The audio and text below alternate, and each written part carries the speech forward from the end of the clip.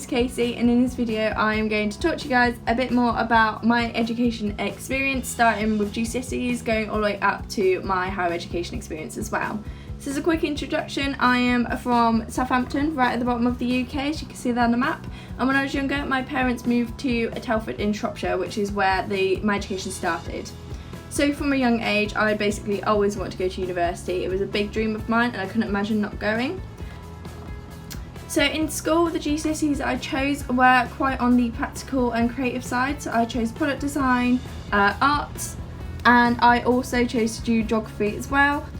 I did alright at school, my exams went quite well, so I did end up getting the grades that I needed to get to the college that I wanted to go to, so it all worked out well for me at that point. Moving on to my A-levels then, I chose to do computing, physics, electronics and maths. As you can see, quite the opposite of my GCSE options. I quickly discovered that maths was not for me, did not enjoy it at all, and actually switched for a creative subject. So I decided to do graphic design, which very quickly became my favourite subject. It did not take me long to realise that A-levels were much harder than my GCSEs, and I was definitely struggling with the exams. I did go speak to my tutor to ask for some support, and I was granted extra time so I could actually finish these exams. At the end of my first year, I did unfortunately fail my physics exam, which meant I failed the A-level, so I would be carrying that on to the second year. Despite this, I was feeling very optimistic about my second year. My first year didn't go quite to plan, so I was hoping this year would be better with my extra exam support, and I'd be planning for university, which was all very exciting. However, that again didn't quite go to plan. At the start of my second year, I began writing my personal statement for my university application, but the big question was, what was I going to study? On one hand, I had the creative side of me where I really enjoyed graphics, but on the other side of me, I still couldn't let go of the science and engineering part that I enjoyed, despite my A-level grades not being quite what they needed to be. So it took a lot of thinking about and a lot of research, but I did eventually find a course that perfectly combined the science side as well as the creative arty side, and that was architecture. So with my course chosen and my personal statement written, it was now time to actually look at the different universities I was interested in, which involved driving all the way across the UK to actually go visit these universities and check out their open days. At this point, I was a good portion of the way through my final year of A-levels, and my mock results started coming back, and I can tell you they were not great. Other than graphic design, I was barely passing my other two A-levels. This led to me completely throwing myself into my graphics work. I spent all my free periods in a design studio because I was so disheartened by my mock results and also my results from the previous year that I just didn't even want to think about it. Something that did cheer me up amongst all of this was my second year graphic design exhibition. It was my first ever exhibition to be involved in, and it was definitely a welcome distraction. I began getting responses back from the unis that I applied to, and because of my grades, unfortunately I didn't get it. At this point, it was a week before the UCAS deadline, and as you can imagine, I was very stressed. I had a complete rethink about what it is I actually wanted to do at university and what I enjoyed studying now, and the answer was graphics. That was my favourite subject by far. So I looked around at different universities offering different graphics courses, and then I spoke to my friend who told me about the University of Worcester.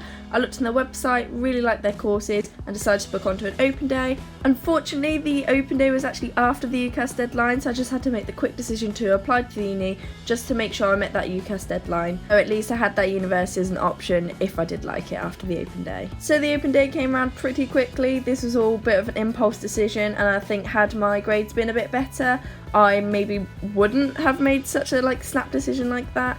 But yeah, we got to the university and I absolutely loved it. I loved the area of Worcester. I loved the course that was offered and all the different facilities they had. So it was decided for me that this is where I wanted to go. About a week or two after speaking to the lecturers at the open day, I was actually offered an interview for the course, so this meant I got to present my portfolio to them, and they must have liked it because not long after that I was actually offered a conditional offer to study there. So I was very happy. This was a complete turnaround for me, and I was feeling much more optimistic about my future education. However, this positivity didn't last very long, because as soon as I went back to college, I started to remember how much I was struggling with my A-levels. So the dreaded results day came around, and I was not looking forward to it at all. I went to college, I opened up my letter and I got the results I was kind of expecting anyway. But yeah, so I only actually ended up with 2 A-levels by the end of it. So the next thing for me to do was to log into UCAS Track and see what universities had accepted or rejected me. I was not expecting much from this, however I was very surprised to see that Worcester had changed my offer to an unconditional one, which meant I was accepted. I was so excited to actually be going to university. I honestly didn't think it was going to happen that year and I thought I was going to have to try again the next year. So I began joining loads of Facebook groups to find different flatmates that I'd be living with at uni, and also to find other people in my course because I was really keen to get to know them before, and it made it a little bit less intimidating, so at least I'd spoken to someone on the first day I started. So there was a School of Arts group where all of the different people studying different arts courses were just chatting and getting to know each other before actually enrolling at the uni. The next thing I did was go to IKEA with my mum, which I'm pretty sure is the staple student trip you do before going to university if you're moving away, to get all of your kitchen equipment to make sure you're set up and ready for when you move. After this, there was just a bunch more packing to do, and then it was time to move away to Worcester.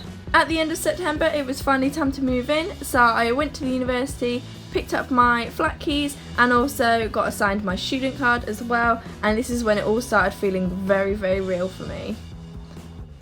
So the first few months of university just flew by. I was really enjoying myself, I'd made loads of new friends, and I was thoroughly enjoying the course as well. It was a complete contrast to my college experience, and I was just enjoying it so much. I loved having the independence as well, and I didn't mind cooking because it's something I enjoyed anyway. So it was all going a lot better than how my A-levels went, that's for sure.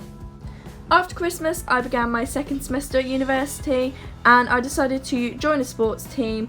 Not that I'm particularly sporty, but I just wanted to have that added social group as well.